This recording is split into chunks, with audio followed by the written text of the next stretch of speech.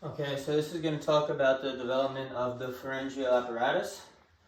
So the pharyngeal apparatus, it kind of looks like this, like blown up in like a cross-sectional view, but in reality, it's coming from this. So, say we have a little fetus right here, and then this would be his head region, and this would be like the butt, the bottom kind of, right? So the head region is going to be known as the cranial, and the bottom, or the butt, is the caudal region. Okay, so this is like an embryo. Put like a little eye there, little smile. Okay, so in this region right here, right, if you take it out, like if you take this section out and blow it up, that's what it's going to look like. Okay, so in a random example, if this is a fish, right, a fish would have gills on the side right here. That's why it's called the branchial apparatus. So like pharyngeal apparatus is known as branchial apparatus as well. It could be called either name. It depends on whoever wants to word a question or like talk about it. But the reason why it could also be called branchial is because gills from fish are the same region. Okay, so we got the head, we got the butt, right? So now, if we take the head part, right, we took this section and we blew it up. This is going to be the head part, the cranial side. And the butt, the caudal, this is going to be the bottom side, right? So we're going to have the top and we're going to have the bottom. Okay, so we're going to erase him now. Okay, so now, if we remember in embryology, the 3rd week of development, we have something called gastrulation. This is when the bilaminar disc, right, it gets a primitive node on it, known as a primitive streak, and he's going to, form a little crest like that.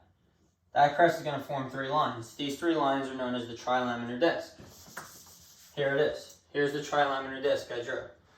Okay, so the trilaminar disc is going to consist of the ectoderm, the mesoderm, and the endoderm. Ecto is the outermost, meso is the middle, endo is the bottom, the innermost layer, right? Also, we're going to have neural crest cells, which are just going to kind of like orient themselves and like come to the structure of this trilaminar disc, but not directly from the trilaminar disc region. It's not going to be a different branch, they're just going to migrate towards it. Okay, so these are the 3 different regions. Now, if you see, it's color-coded. These regions directly line up to the cranial and caudal section of this pharyngeal. Let me write it here. I don't even know if that's how you spell it. Apparatus. Okay, so, boom, the first one. Ectoderm, right? The ectoderm is going to be which layer? He's going to be the outermost layer. So the outermost layer is going to be the ectoderm. Okay? Alright, the color coordination is kind of wrong, I'm sorry. The outermost layer is the ectoderm. The middle layer, just like here, is going to be the mesoderm. Mesoderm is going to be the middle. And then the innermost layer is going to be the endoderm. Instead of calling it the ectoderm, mesoderm, and endoderm, they call it 3 different things. So the outermost layer is going to be known as a cleft, right? So the ectoderm layer is going to be known as a cleft or a groove. It's a cleft or a groove. It's the same thing. It just depends whoever words it. Okay, so the middle layer is always going to be called an arch, right? So the mesoderm layer, these are going to be called an arch, and the endoderm layer is going to be called a pouch. Okay, but if you look at it, why do you think there's 2 sides? Because so say we're developing the ear, we're going to have 2 ears. We're going to develop the eye, we're going to have 2 different eyes, right? So our body is symmetrical. We're going to have 2 different regions on opposing sides that do the same thing. So they try to develop the same exact function. That's like everything else. When we spoke about arteries and stuff, we have the same exact arteries going either way because we're symmetrical. Okay, so now, all of these little, like, say they're like a little notch, right? They all have little notches and stuff like that. They're like, you can see it's like a bubble almost. They all differentiate into different regions of the body. So we have 1, 2, 3, 4, and 6. 5, he flees, he leaves. He doesn't want to be there anymore. He just gets obliterated out of the body in development. Okay, so we're going to have pharyngeal arch, that's going to be the first one. Pharyngeal cleft, it's going to be the first one. And we're also going to have a pharyngeal pouch, the first one. You can see as you go down, 1, and then 2, 3, 4, 6, right? In a sequence. So now let's talk about we're going to go from innermost to outermost layers. Okay, so the innermost layer is going to be known as the endoderm. The endoderm is going to be known as a pouch, right? We said that innermost is a pouch. So the endoderm layer is a pouch. And it has a couple different functions. So the first layer up here, the first pouch, right? This is going to give rise to the middle ear cavity, also known as the auditory tube, right? So the tube that runs through my ear. It's going to have the tympanic cavity and the eustachian tube, but it's kind of like the same thing. The second region, like the second layer over here, is going to develop into the palatine tonsils. So your tonsils are going to be developed from the second pouch. Now, the third one is important. It's an important one. So the third and the fourth one, so 3 and 4, they're going to give rise to your parathyroid. So the third one is going to be your parathyroid, and it's also going to give rise to your thymus, right? Okay. And the fourth one is going to give rise to your parathyroid as well.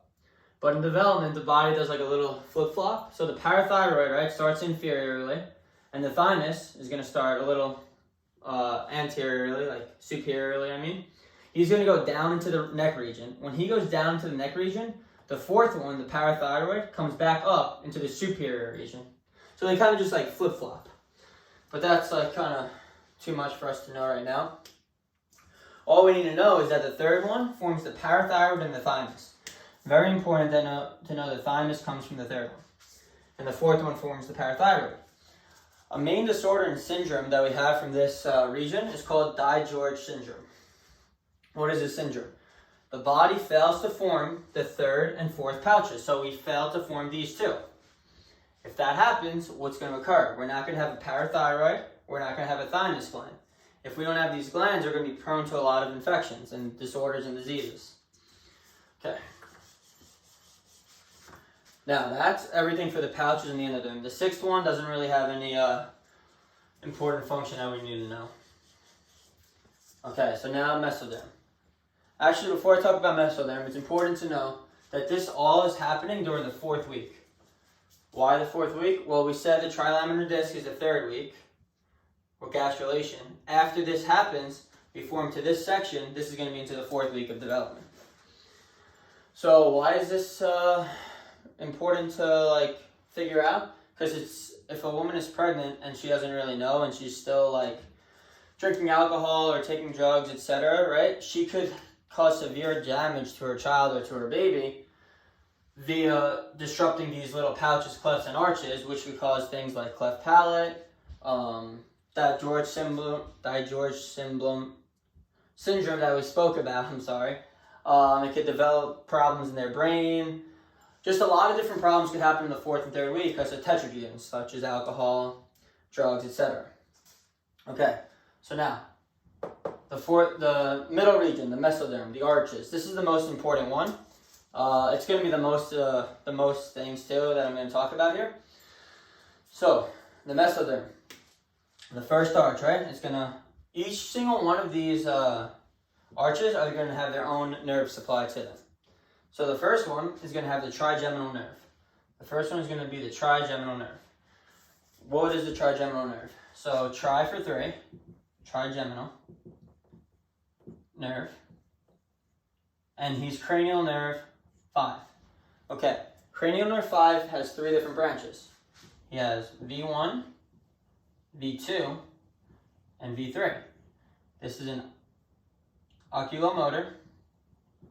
This is a maxillary, and this is a mandibular. What's important to know is that the oculomotor and maxillary are basically sensory functions. So all we're talking about when we talk about the arches for the mesoderm is the mandibular one, because this one is a motor function.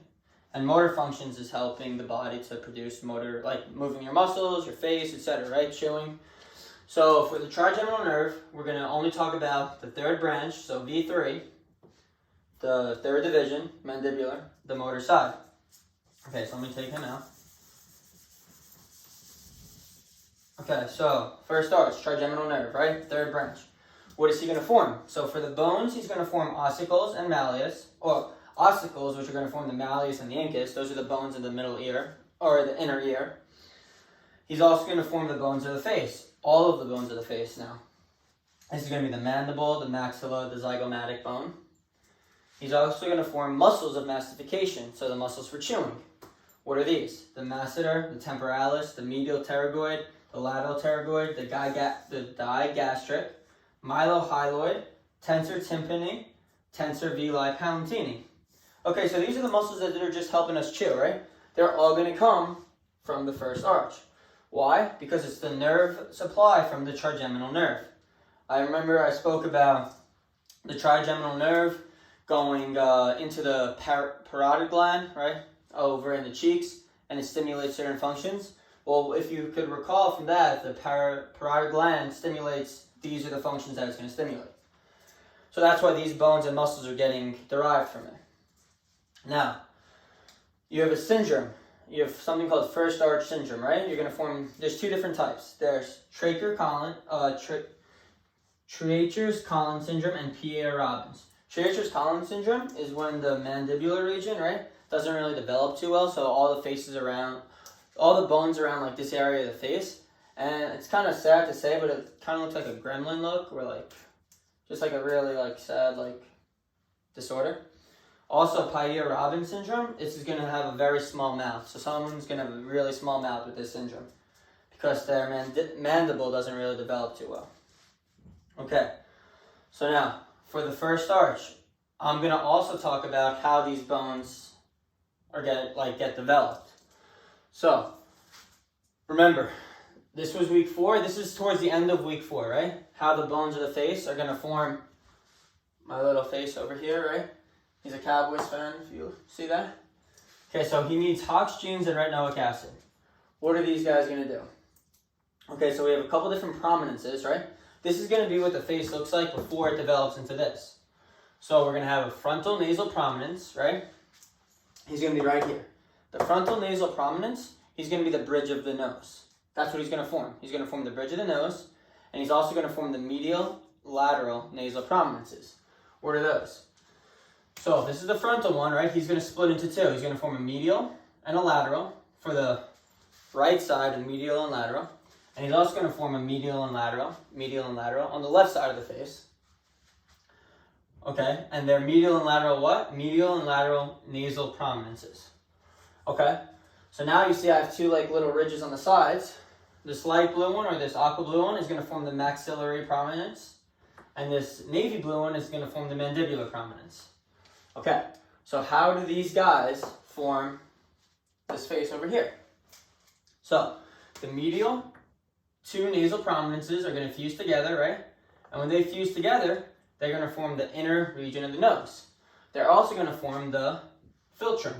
What is that? The region right here, the two lines like on your like lip region, like above, that's the philtrum, right above the upper lip. So that's going to form the inner nose and the philtrum. This is a really poor drawing, I'm sorry. Okay, so now, the lateral ones are going to form something else. They're going to form the outer region of the nose. It's a big nose. And it's going to form areas of what? The philtrum, right? Connecting to the upper lip. So that's how it connects. Okay, that's what the lateral is going to form. The maxillary prominence is going to form something else. He's going to help form the upper jaw region. So he's going to try to form this region up here. So you see I have the upper jaw, right? This is going to be from the maxillary. The aqua blues are going to form together. Now, the mandibular prominence is going to form the bottom region right here. He's going to form the lower lip and the lower face. So he's going to form the lip and the face. Okay, so let's do a quick run through. Frontal nasal prominence forms the bridge of the nose, like we said. The medial and lateral nasal prominences, right? And the forehead. Okay, the maxillary, this aqua blue one, is going to form the cheeks, and then the lateral portion of the upper lips. Not the medial portion. The medial portion is the philtrum that comes from the medial and lateral nasal prominences. Okay, so the medial nasal prominence, right, does the philtrum of the upper lip, like I said, and then the intermaxillary segment. Intermaxillary segment is just like the region over here by the cheeks on the upper side. If you continue down, the lateral nasal prominence is going to form the alley of the nose. What is that? Just the outer nose region. The mandibular prominence is going to form the lower lip, like I said, over here, and the lower lip and jaw. That's going to be from the mandibular prominence. So, if you have a malformation, right, of the malleus or the incus, so if you have a disorder where the malleus or incus is defective, where are you going to get this problem from? This problem is going to derive from the first arch. Why? Because the first arch forms the ossicles for the malleus and incus, right over here. What else could we talk about? We could also say, we said the Mesoderm, Ectoderm, and Endoderm, right? They all form, and the neural crest cells come with them.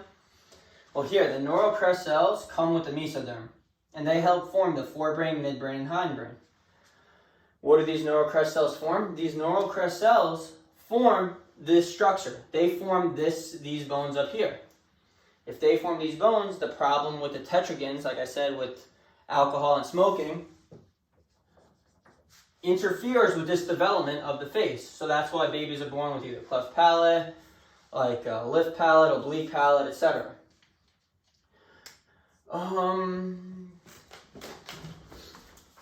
Okay, so to finish talking about the first arch, we have how the palate gets derived. How does the palate get derived, right? So, if you see, this is going to be like, I'm going to draw like this, right? This little loop. I'm going to have my teeth here, right? Really poor drawing, but just so you guys get the idea, that's going to be the teeth, right? So the teeth, you're going to have the front four teeth over here, and then the rest on the sides. Okay, so it's the top of my mouth, we know. This first region, the front part, is going to be the intermaxillary segment, right? Remember I spoke about the intermaxillary segment comes from the medial nasal prominence of the nose, right? Over here. So that's going to be the intermaxillary segment. This is going to also be known as the primary palate. Okay, what is this going to do?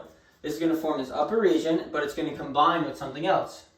It's going to combine with the maxillary process. What is the maxillary process? Okay, this is the posterior second and third palatine processes, right? You have a right and you have a left. You have a left on this side and you have a right on this side. I don't know my rights and lefts. Okay, so the maxillary process, right? This is like a whole arch region, and the intermaxillary segment are going to fuse together. When this happens, what's going to occur? So this intermaxillary segment is going to form like a little triangle shape, right? And the maxillary processes, they're going to fuse together and it's going to form the palatine plate. You want this to be really strong, obviously. If you put your tongue to the roof of your mouth, you can feel your palatine plate. Okay, so now, continue down. Yes, I have the nasal septum fuses to this. So your nasal septum fuses to the palatine plates. If this is not the case, you're going to have difficulty swallowing, breathing, etc. But the main thing I want to talk about is the facial clefts. What are they? So the facial clefts, right? You have cleft lip. You could have a philtrum disorder. You could have lip and palate disorders. You could have a posterior palate disorder. You could have oblique palate not being formed. And you could also have trouble with the midline. The midline, spoke about the middle down of the body, right? This is going to be from alcohol consumption during what, 3rd or 4th week of pregnancy to form the tetragens. Okay, so what are the different types of palates? So it's important to know, these are lips. Try. So the normal one, right? This is going to be your normal lips. Okay, so now if you have a unilateral cleft palate, so that means one, right? Uni for one. That means you're having one disorder in the lip. And see this little arch right here? How is this going to be formed? This is going to come from the intermaxillary segment, right? So this intermaxillary segment that we spoke about is having trouble fusing to the maxillary process. If they're not fusing together, you're going to have like a little arch in the top of your lip. That's going to be a unilateral cleft palate. A bilateral cleft palate is going to be both sides of the lips, right? 2, bilateral. And this is going to occur from the maxillary process, right? Over here. It's if these guys are not fusing together. So it's not a fusion of these two. This is for unilateral. Bilateral is if the whole entire thing is infusing together. So you're going to have two deformities in your lip, kind of. So I kind of drew it like this. I try. And the last one is oblique cleft palate, right? This one is basically your whole palate. And it's going to affect the baby's... it's going to affect the person's breathing, swallowing, etc. Why? So the Palatine process, right, does not fuse together. So we said the bilateral is this, but the oblique one is the majority of this Palatine process not fusing together. So this whole entire thing doesn't fuse. Bilateral is like, it's both of these, but it's really a connection between both of them. That's going to be bilateral on either side. Intermaxillary, it was the connection, but it's like a malformation in the segment. And that's basically everything for the fusing of the cleft palates.